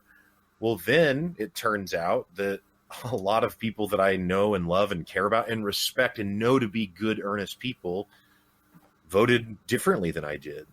And I couldn't shun them. They're too close to me. You know what I mean? Like I couldn't rationalize that. Yeah. So I realized that it was actually that even though I have a problem with some of those ideologies that I think are represented by the current president, for example, I can't just treat that like, well, anyone who's on that side, get out. Because the truth is that where do they go? They just go talk to each other now. And now all we've done is create these echo chambers where people who are into politics only listen to whatever side they're affiliated with. You know what I mean? Like there is no discussion. And so I've really tried to emphasize to people the problems of sensationalism and the problems of making everything this huge deal and making everything personal and and it's like, it's not all that. And it doesn't all have to be viewed that way. And if we can get away from the sensational bullshit and actually have real conversations, I think we can get somewhere. Like, I don't think it seems like there's an ocean between like where we are now and people getting along better, but I don't actually think it's that far. I think it sounds corny, but it's just little steps. It's just little conversations between people. It's just taking down those isolating walls. That's why I shared about, we were joking before we started recording that I say that my show is a derivative of Joe Rogan, because I did a whole episode about that Daryl Davis guy who was just a guest on Joe Rogan. But that's a perfect example. That's an African-American guy who at 10 years old had rocks thrown at him for being a black kid in the Cub Scouts. And he is personally meeting and talking to KKK members and befriending them. He loaned one of them a van for their KKK rally in the town because it was nonviolent. And he was like, they needed help. And I know what it's like to want to go put a message out. So instead of shunning their message, it's like, yeah, let's have the message come out. And then we can all agree together that it's not a good message. You know what I mean? But not because you're a monster, but just because that idea is not good and you are not your ideas. You're still a person. Right. And I think one of the things that he does, and I liked your episode on that, by the way, but one of the things that he does that I think a lot of people miss is he doesn't agree with the KKK, right? He very much doesn't agree with them. But instead of going, hey, you're a fucking idiot, you think the wrong thing, he tries to understand why they think that way. He tries to get to the bottom of what made them go this route. You know what I mean? And I don't remember if it was on the Joe Rogan episode. I've seen him a couple times, but on one of the things, like, I wish I remember where it was, but basically he was talking about like these people lost their jobs, and they lost their jobs. When they lost their jobs, the corporations didn't blame it on corporate greed and, them wanting to make more money. And that's why they lost their jobs, which is probably the reality of it. What they blamed it on was immigrants coming in and taking their jobs, or black people coming in and taking their jobs. And now this white individual has no ability to pay for the food for his family. He has no ability to keep his house. He has no ability to do X, Y, and Z. So now he's living in fear, right? Because all of these things are taken away from him. He has zero idea where to turn. People have told him this narrative, And when your brain is in that state of just survival and fear, it's so much. That's not a nice way to say that. Your brain doesn't work as well in that scenario, right? And so it's much more Yeah. susceptible to ignorance and to those bad things like that, right? So he figured out where it came from. He figured out why it was there, and then talked through why it wasn't real, why it wasn't really the way that these people are perceiving it to be. And then magically, the guy's like, you know what, you're right. Like this is a bad idea. Like I'm going down the wrong path, and how do I make amends for this? And it's like, if the people that we have today on Facebook or Twitter or whatever it may be tried to do that same thing, it would start off with, you're a fucking idiot. The other side would turn and go, no, you're a fucking idiot. And then it would be this monster fight over who's dumber and why we can prove you're dumb. And and nobody's looking at the root cause and what's making us do this. Like Trump is a really good example, right? Like I, for the life of me, cannot fathom how somebody voted for Trump. However, I know a lot of really good people who did. I know a lot of. That's what I'm saying. Yes. There are people who I would trust with my kid, who I would like I would trust them with anything, and they voted that way. Now, from my paradigm, I'm like, hey, look, he's had like I don't know how many sexual assault cases, over 20. Some of those with children. Like there are all of these things that make it easy for me to condemn him, right? To go, he's a terrible person. But if you go and you talk to somebody who voted for Trump, all of the things that they can come up with to condemn the other side, to make them not a valid candidate. Like they have a lot of really good, I don't know if that's the right way to say that. They have good reasons as to why they don't like the other side either. And our politics are made to divide us, right? Like the way we vote, the way that all of this plans out, like it's to divide us. And we fall into that trap over and over and over again and just hate each other for it. And it's just getting worse and worse and worse the more public that divide is, right? Like, I don't know, it's nuts to me. Yeah, no, I that's exactly what I was getting at too. I mean, and not just people who like are like that are like trustworthy, but legitimately some of the people who I'm like, that person is just straight up a better person than I am. Just whole cloth. Like people that I know that are in every way kinder than I am, smarter than I am, like more generous than I am. They are just genuinely really good people. And they voted for Trump. So clearly it is not only assholes, right? Like that's not the bar. And another thing that I think that people don't acknowledge enough, especially people who don't like Trump, is that there's this tendency to want to act like American politics is this pristine thing that he came in and wrecked. And it's like, no. If anything, honestly, he's just kind of taken the veneer off of it. Like he's kind of pulled the curtain back and been like, yeah, it really works this way. And then people are like, are you kidding me? And he's like, nah, I don't really care if you don't like it or not. That's how it goes. And that's the same thing that's been happening the whole time, except the other people were just willing to lie about it more. And to be clear, I'm not advocating that he is the truth speaker either. He lies all of the time. But he's also kind of just shameless, which is he just doesn't really care. And it's like, well, okay. He can sell damn near anyone on anything. Like, you talk, what is it? John McCain, right? Like prisoner of war. Like when he ran for president on the Republican ticket, like he was outstanding. Republicans loved him, what was it at the one of his rallies? Somebody was talking shit on Obama, and he took them, or 2 times I think, he took the microphone away. He was a stand-up guy. He was like, "Hey, look, he's a good person. We have a different belief. That's it. That's all this." Yeah, like stand-up guy, right? Right. Dying of cancer. Donald Trump is still able to take a microphone, and go, "Hey, look, he's a shitty person. You should hate him." boom, we hate him. Like, right. his ability to pull that off is uncanny. It's crazy. Like, it's unreal. You know what I mean? And but that's off topic. Like, he does a really good job at some things. It's just, and again, like, realistically, his policies, I don't agree with a lot of them, but I agree with some of them. It's him as a person, the way that he treats people, the way that he interacts with people, the way, you know, the things that he's done. Those are just things that I can't support. You know what I mean? Like, sure.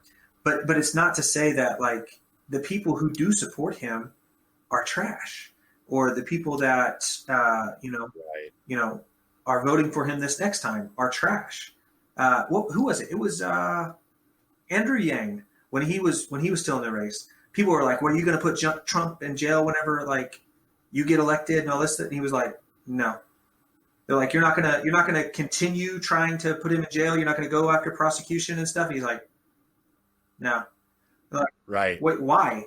He's like, "Look, people voted for Trump because they needed to, because that was the choice that they had, because they thought that he was going to bring jobs back, because they thought that he was going to do something for them.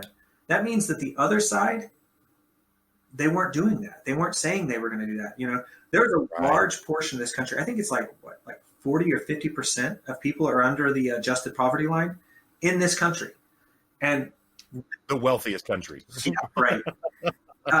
And what are we doing for them? You know what I mean? We're not doing shit. It doesn't matter if you're Democrat or Republican. We're not doing shit.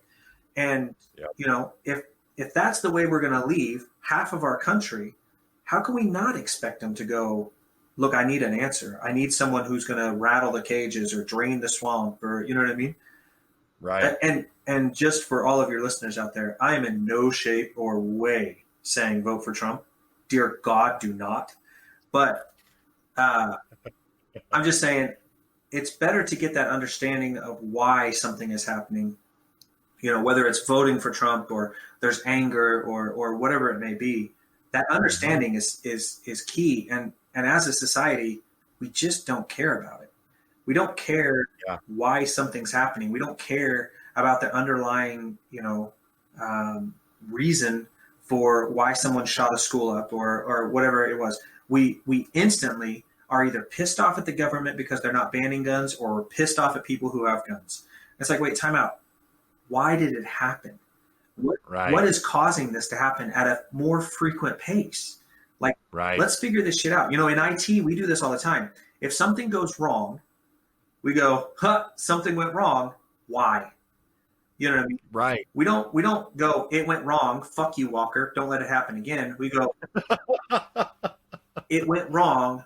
Why? There is a reason this went wrong, and we need to do like a root cause analysis, or we need to figure out why this went wrong and figure out how to not make it happen again. And and maybe it's just because we're in IT, or, you know, I don't know what it is, but like, we have got to preach that, like, figure out why things are happening. No, I mean, I think it's because it's the harder work. And I don't mean that everyone is lazy or something. I don't mean to imply that, but it's just when you can put things into buckets, and when you can separate things into black and white or left and right or red and blue or whatever, you don't have to think about it, because you pick a subject and you go, oh, well, that's a red subject and I'm on the blue team, or, oh, that's a blue subject and I'm on the red team. And now you don't even have to think about it anymore. And to some extent, like, I don't expect that everyone considers with all of their time every problem in the world. I mean, it's not possible, right? So I get to, for one's own sanity, to some extent, you have to be able to kind of parse out what things mean to you quickly. But if it's something that you're going to be really mad about and that you're going to, like, really advocate a position for, then I think it's absolutely irresponsible to not do what you're talking about, where actually look at what's going on, because again, like I said earlier too, the truth is that everything has nuance to it. Like, people want the world to be black and white, good and evil, and it's just all a grayscale. Like, there isn't that, you know what I mean? Like, now there are some things that are just inherently evil, period.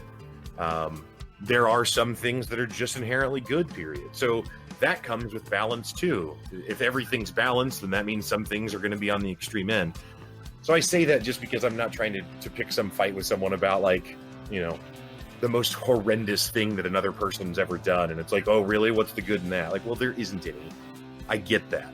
However, largely, there is nuance and everything, but it takes effort and energy and really time to consider those things. And I think it's not the world we live in. I don't know if it's because of the commercials we grew up on or our short attention spans or what, but yeah, something got lost along the way.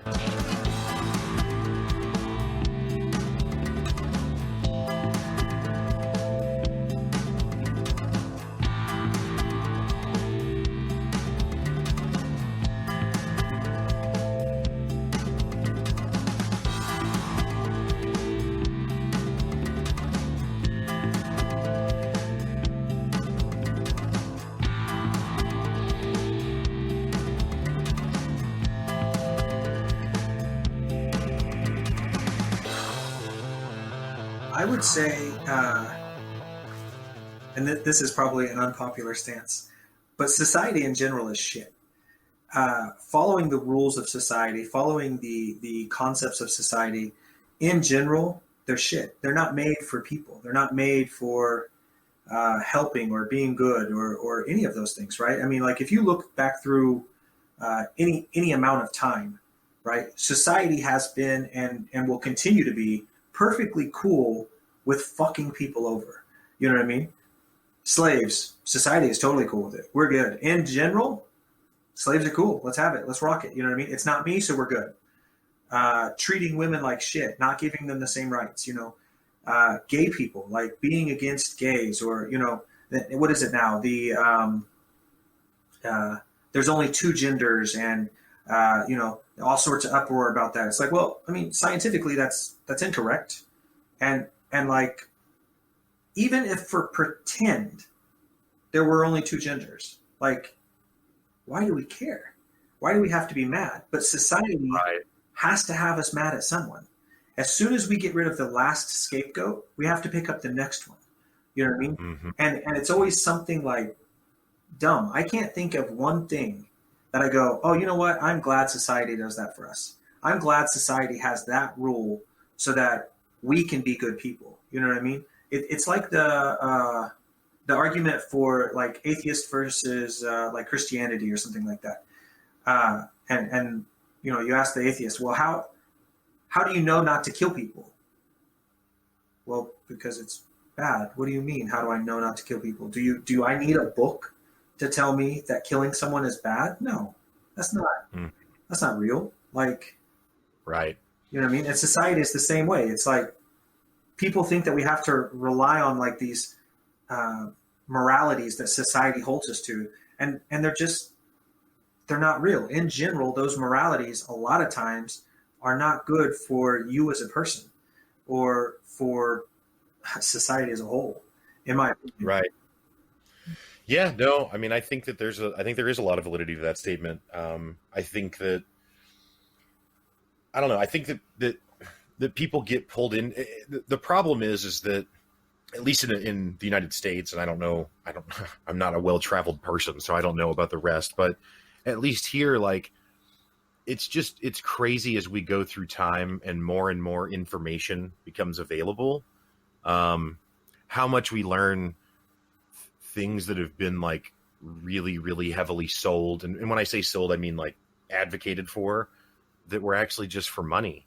Like the food pyramid when we were kids was like a huge deal, right? And it's like, oh, the bottom, the thing you want to eat the most of is bread. And it's like, you fast forward 20 years and it's like, that's not true, actually. Like, that's not the foundation of a healthy diet. Like, not that you can't have any carbohydrate or any bread, but like, that's not the thing that you want to load up on the most of, Yeah. But it was presented as like, oh, well, the Food and Drug Administration, the people who are here to look out for us, this is what they've advocated.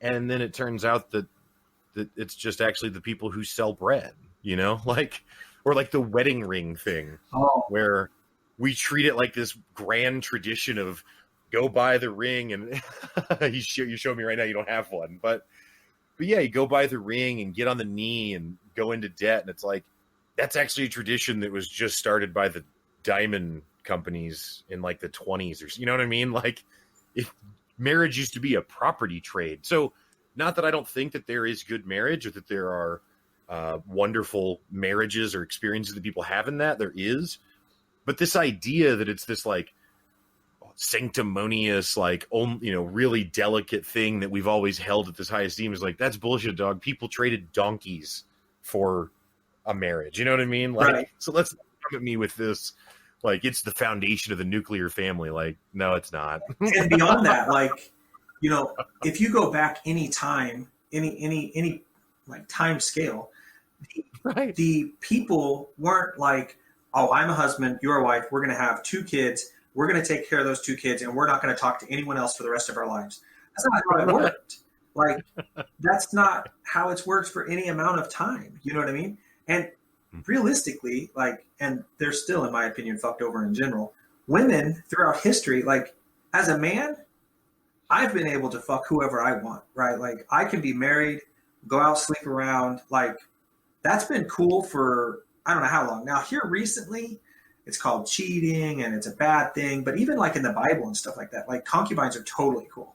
Like, you're good to go. But here very recently, like and I think it's back to society's concept, but like, you have as a married couple or as people who are dating, you have a very specific set of rules and you need to follow those rules, and your happiness can only be attained by finding a partner and following these very strict societal rules. Fuck that. Like, you do your relationships, whether it's with your friend, whether it's with your wife, whether it's with whoever it may be, make the rules for your relationship. Make the rules that make sense for your relationship and for your scenario. I've been with Lindsay for, oh my God, this is the part where you're going to air this. I'm going to say the wrong fucking number. Someone somewhere is going to listen to it and tell Lindsay, and she'll be like, oh, dude, you're... Land high. Say 30 years, go high.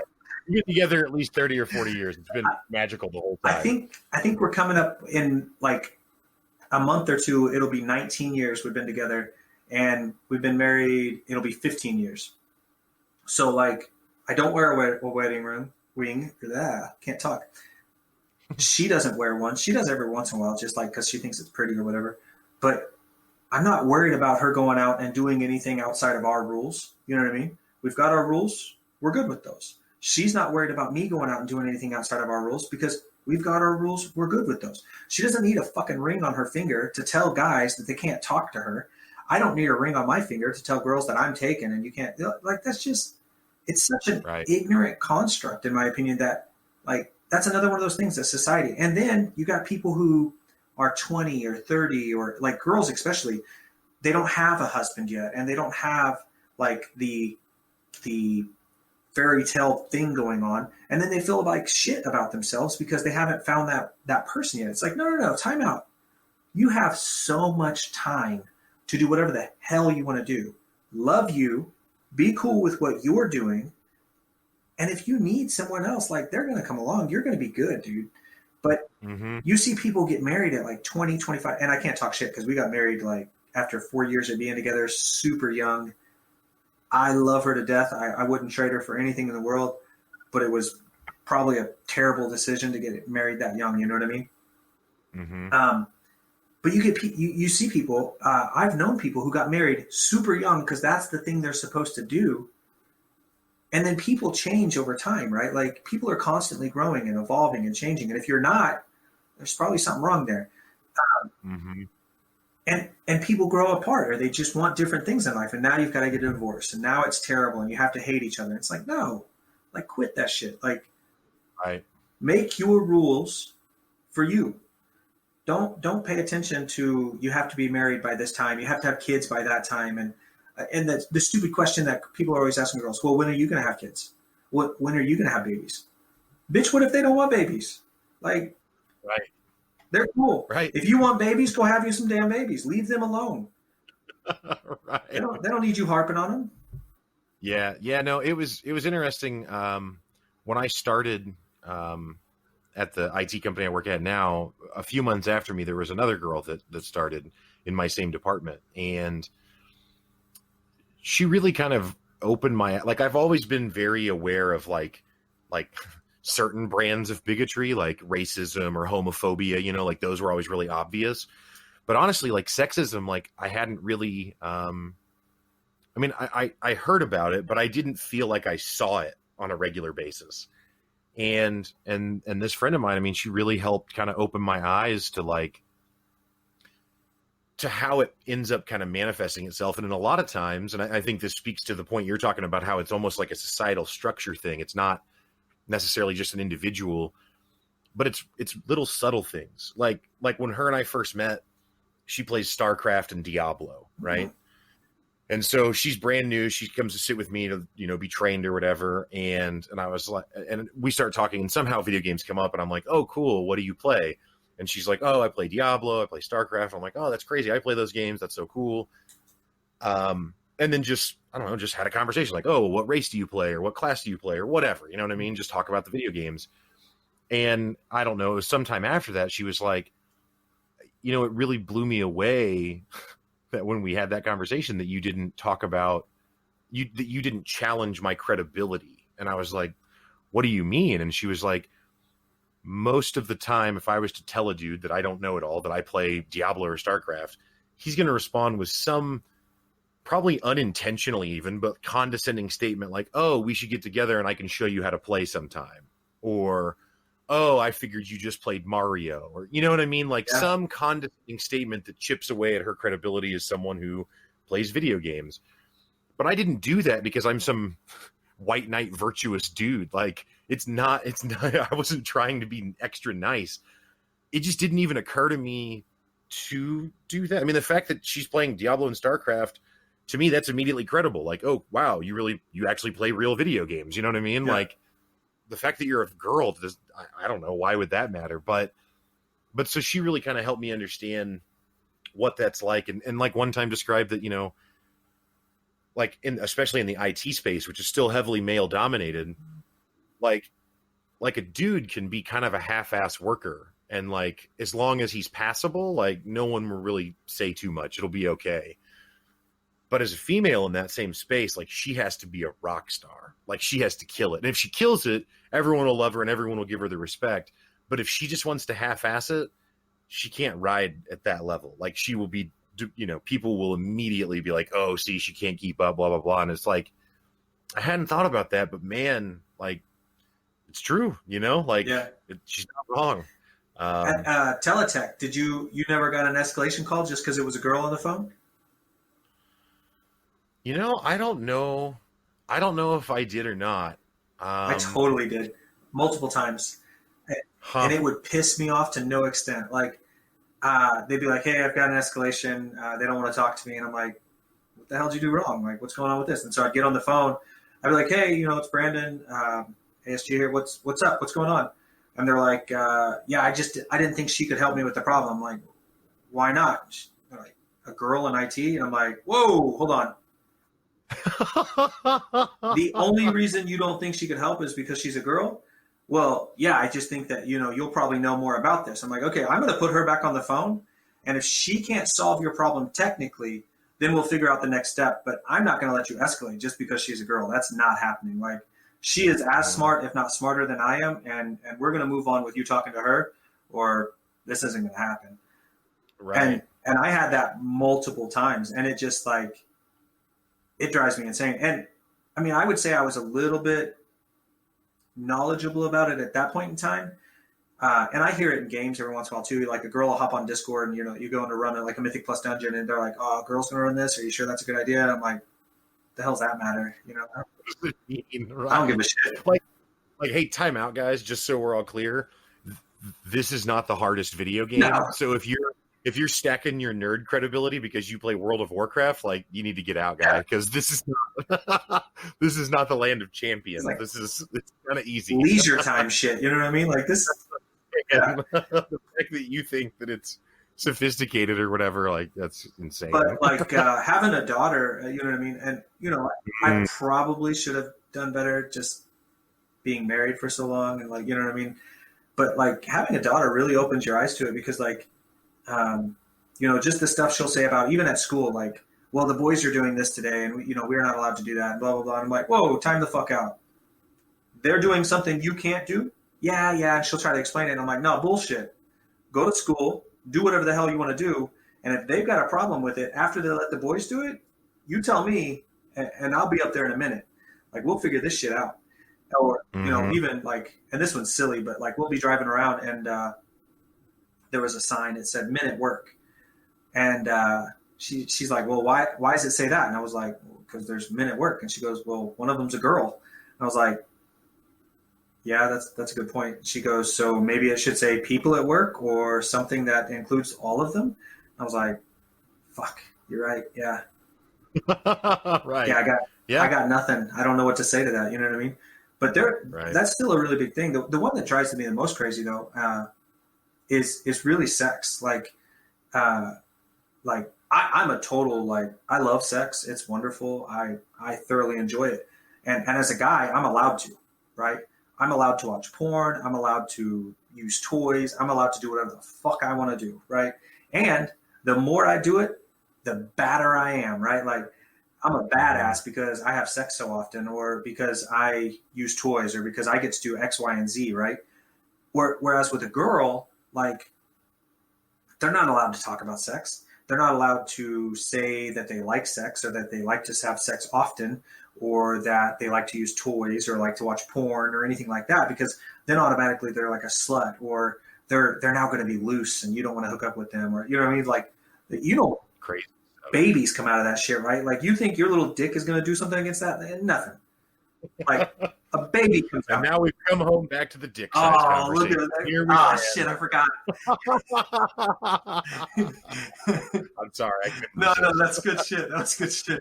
But I just took your talk show that is usually like super intelligent, and like you have all these like super smart people on here, and I'm talking about sex on it. So I think anything's fair game. No, but, dude, this is just brilliant. Go on. Yeah, I think it's really shitty. Like, like, as a girl, do it, like, be safe. You know what I mean? Don't go catching diseases and shit. And that's for girls or guys alike. But like, it really doesn't matter if you sleep with someone, or if you sleep with two someones, or if you know what I mean? Whatever you want to do it. Like, we can't hold guys to one rule and go, oh no, that guy, he's a player. He likes to get around, and like, he's such a badass. He slept with like 20 women. And then go like, well, that girl slept with two guys. She's a slut. Like, fuck you, dude. Like, right. That girl, she can do whatever the hell she wants to do, and you need to keep your mouth shut. Like, you need to pay attention to you. And if you have something constructive or nice or such, then by all means, let's talk about it. But if the best you can do is go, she's a slut, like, there's no sense in it. There's no point in you talking. Yeah. See, and this is where, like, I try and be all, like, oh, let's all bring it together, and let's be nuanced, and let's look at this grayscale, and I want to do all that, and then I hear or encounter that kind of character, and it's like, yeah, fuck you, dog, you're a loser, and that's not okay. Like, I know that's not okay. You know what I mean? But, yeah. That's when I see the dudes complaining about something like that, it's like, you're probably. And again, this is wrong, but I'm like, yeah, you're probably just mad because you don't hook up. Because she's not sleeping with you. Like, that's when it. Yeah, and I get that it doesn't help because I'm just being confrontational again, but I can't help it. Like, I feel you. Fuck man. Dude, you see it like on Facebook or something, or like a lot of times it's on Snapchat too. Like, my Snapchat's a shit show, and I've got a lot of people on there and shit. But like, you'll see somebody post something, and they'll be calling somebody out because they'll be like, hey, a guy will hit them up, and they'll be like, hey, you want to hang out later? And they're like, I got stuff to do. And, and then they'll be like, oh, I saw you with somebody else and you're such a slut, blah, blah, blah. And I'm like, people do that? That's a real thing? Like, what the hell? And I am like, I'm 100% on the board with you with the grayscale. You know what I mean? Like, this arm, flowers, it says love. This arm, whenever I decide to drop another $1,000 on tattoos, it's going to say understanding, and it's going to be black and white gray scale, right? Because that's how the world is. You know what I mean? It's all scales of gray. But I'm in the same boat. Like, when I see, I just get so mad when I see it. I know. Because I'm like, fuck you. Quit being mean to people. Like, yes, piss off. And I know I should be like, hey, look, dude, there's somebody else out there for you. Like, you don't need to be mean to her. You should apologize. Like, and I should approach it from a much nicer, much more even keel scenario.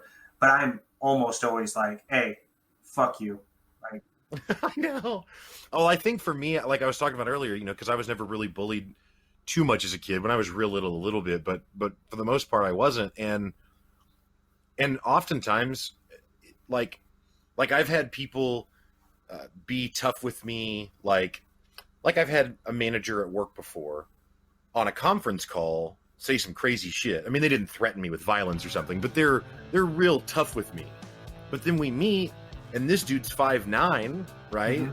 And his face is in my chest. If we stand, face to face, quote unquote, there is no face to face because I can't see you.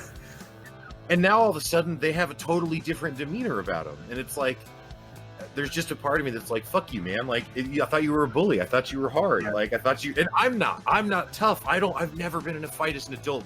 Please, no one listening come and assault me because I'm not going to handle it well. Like, I'm not a violent dude. So I'm also not a badass, but don't come to me like you are. You know what I mean? Like, you were only tough on the phone, or unfortunately is kind of surrounding our whole conversation that we haven't actually said, I think, but is people that want to be tough on the keyboard. You know what I mean? Keyboard warriors, where they'll say something, but there's no repercussion. But like, if you say something mean to another person, it feels bad. Oh. Like, because you watch them feel bad, and it's like, it's like you punched them, but you didn't. You just said something mean, and it's like, I don't want to make someone feel that way, and I don't want to feel how it makes me feel to see them feel that way. You know what I mean? On the internet, you don't have that accountability because you don't see it. Man. You sent it and you're out. I'll send a message sometimes, and I'm such a ninny when it comes to this. Like, I'll send a message and I'll read the message again, and I'll go, oh fuck, that could come off the wrong way.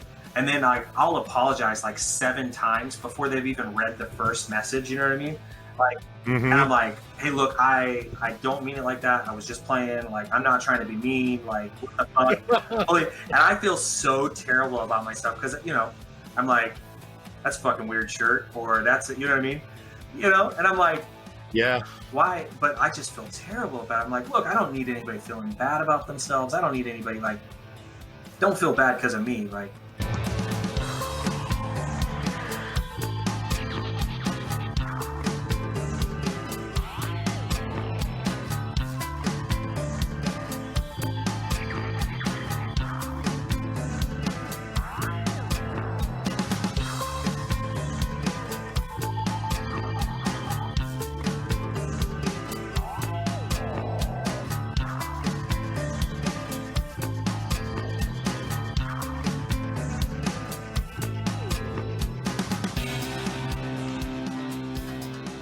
follow me on Facebook. You gotta light up. I'm the follower. Here we go. I follow you as well. You gotta light up the old Snapchat. That's where the crazy is. Yeah. My naked ass is on there like probably at least once a day. And it makes it to Facebook every once in a while. But dude, it's crazy. I'm in a Speedo all the time. I'm always doing some stupid shit. It's a blast. That's fun, though. See, that's why I can't be like, you were talking earlier about like some sort of leader for this good stuff. Like, I had to make a completely separate page when I was doing the signs and all of that type of stuff. People for happiness was the page I had to make, because I would post like, hey, you should be good to people. You should be happy. Like we should be good together. And then I would post something about me being like half naked or liking sex or something like that.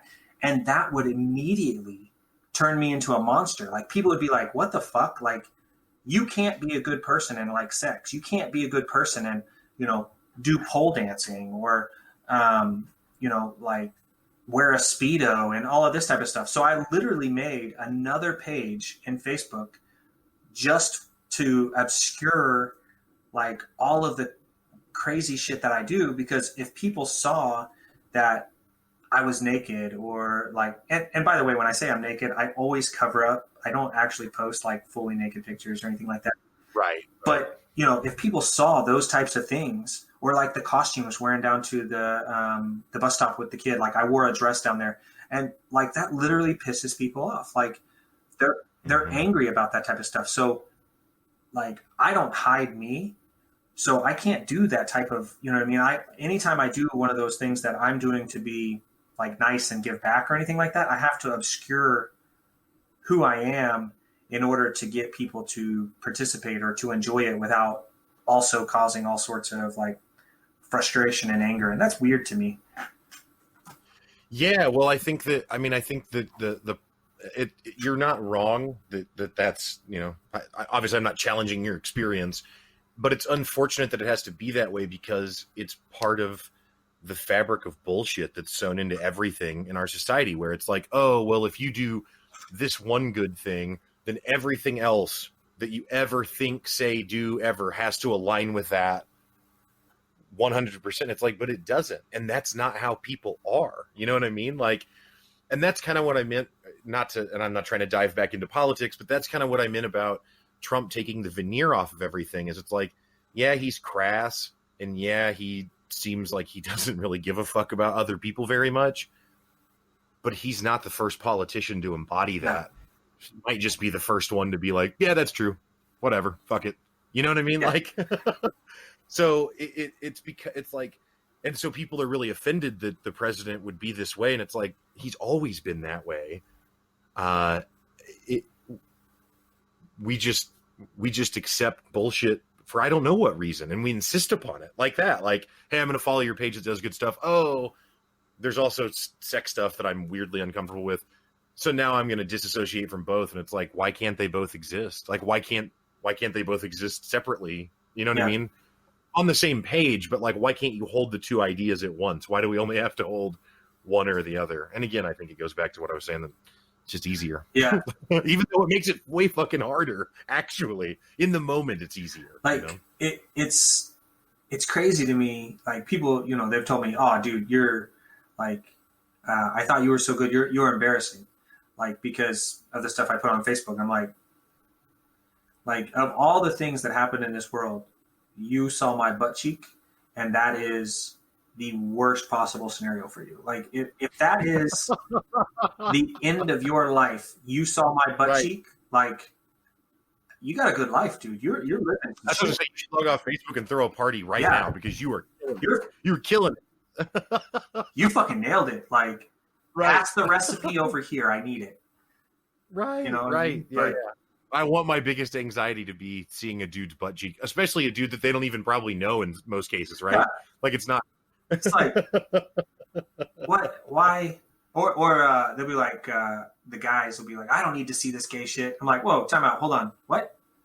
Like, were you magically attracted to my butt cheek? Because that would be slightly gay. I agree. But that's not a problem. Like, right. It's okay if you were attracted to my butt cheek. You don't need to be mad at me because of that.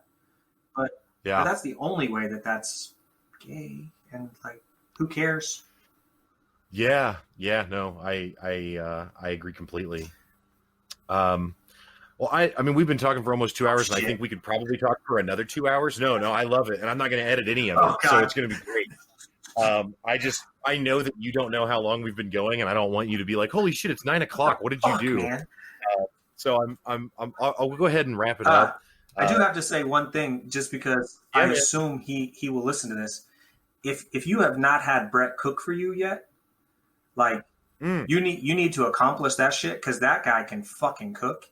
He can. He cooked us like some chicken marsala or malarsala. I don't fucking know. I'm probably butchering that. We went over there. We ate it. Lindsay has tried to recreate it twice here at the house, because I'm not going to be like, hey, Brett, we want to come back over and have that chicken shit again.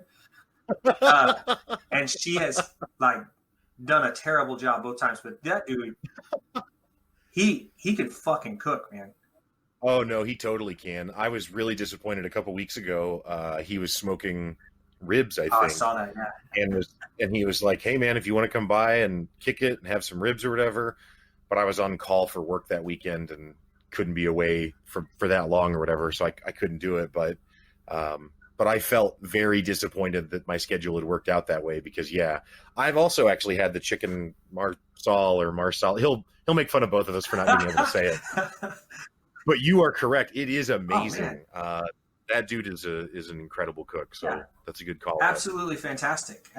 And so, like, this is my thanks, Brett, for cooking us a fantastic meal.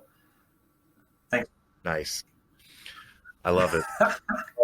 we talked about a lot of problems with the world, but that's why I started the show, despite your uncomfort with it. That's why I started with talking about things that I think that you've done that maybe in small ways, like I know that you're not running for office or you're not trying to create some mega organization or something, but in significant ways, I think that you try and do your piece to make the world a better place. And I know that you do it, like you said earlier, because it makes you feel better, not because you're trying to get recognition. So this isn't about trying to put you on blast like that, but I think it's inspiring what you do. I think it's cool what you do, and I hope you keep doing it, man. Yeah, just because you're an asshole and give me compliments. I like your podcast. I don't listen to these in general, just because of how long they are. Like, you talk about the Joe Rogan one and stuff. Like, I'll pick up his 5-minute clips or something online, but I don't. In general, I just don't listen to longer ones like this. And I've not listened to all of yours. Not even going to pretend like it. Sure, no, don't expect that you had. But I've listened to probably 8 or 9 of them so far. And the whole things, and they're good stuff, man. It's good to listen. I don't always agree. I think that I have a ways to go on your self-help stuff, like your what do you call it, a life coach and stuff like that. I'm sure there's something that's making me resist that line of thinking. I don't know what it is yet, but no, I don't know either. And I would be, honestly, man, if you continue to listen and identify what it is, I'd love to have you back to talk about it. And not, again, not to fight about it or something. Clearly that's not what either of us are about, but really to explore it, because honestly, I've been really opposed to that stuff for most of my life because I thought that it was snake oil, right? For lack of a better term, like bullshit. And I think there are some examples of it that absolutely are.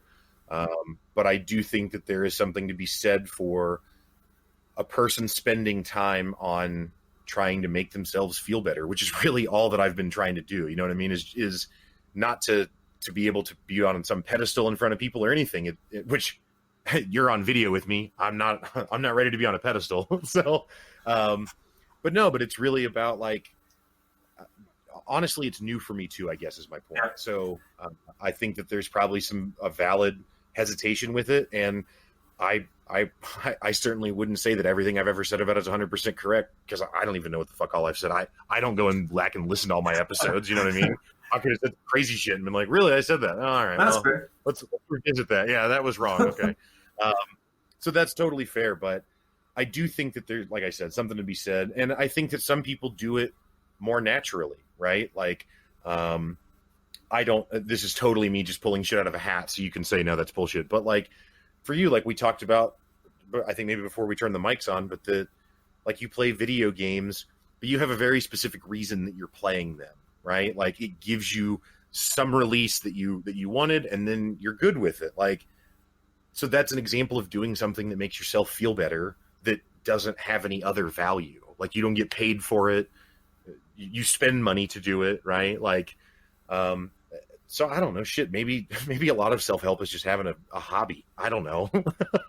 but yeah, I think that there's something there. Again, the grayscale. Not all self-help is great. Not all of it's bullshit either. Yeah.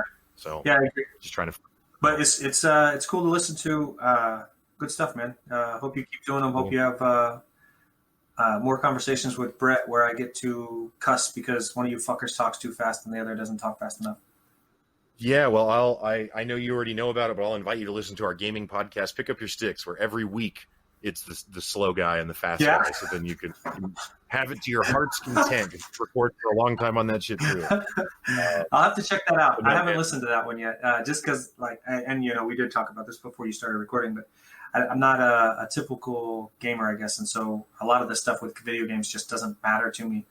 So that's the reason I hadn't listened to it, but I need to give it a shot, see what it's like.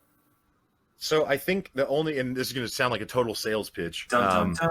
The reason that I think that you might like it more than you'd think is that we actually don't just talk news and reviews or something. Like the catchphrase of the show or whatever, the tagline is why gaming matters.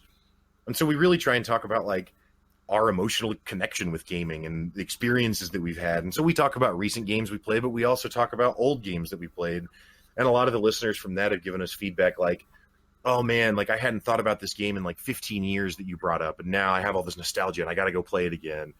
Or we play a wide variety of games. People are like, oh, I didn't even know that game existed, and I heard about it on your show, and now I went and checked it out, and it's great. So it's not really a show about trying to be like, we're not pushing up our glasses all the time, being like, well, actually, really the way. I mean, that's not the theme of the show. It's honestly, it's as much like this as I can make it, except just about video games. Because when I talk about video games on this, I'm way too nerdy and it goes too far. People are like, I don't know what that is, and I'm like, yeah, all right. Anyway, brother man, thank you so much for coming on the show. I really appreciate it, and I hope you'll come back sometime. Yeah, for sure. Thanks for having me. It was nowhere near as terrifying as I thought it would be. So if anybody's listening and this fucker asked you to come and be on one, it's not as scary as it seems beforehand. Terrified of the sound, my fear got the best of me.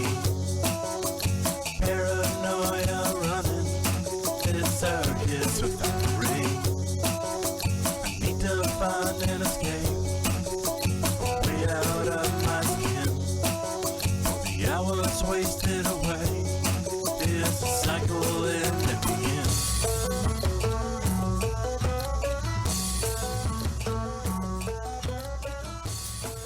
All right, folks. Well, that is going to do it for the show today. Thank you again so much, Brandon, for stopping by and having this conversation. And thank you again to Misha for providing the music. And, of course, thank you, listener, for sticking around and listening to the episode. As always, if you have any comments, questions, thoughts that you'd like to share, I am available on Twitter, Facebook, Instagram at The Walkshow. You can email me at thewalker@thewalkshowpodcast.com. But I'd love your feedback and love to chat about it more. I really appreciate you guys listening to the show. I hope you have a great week. Stay up.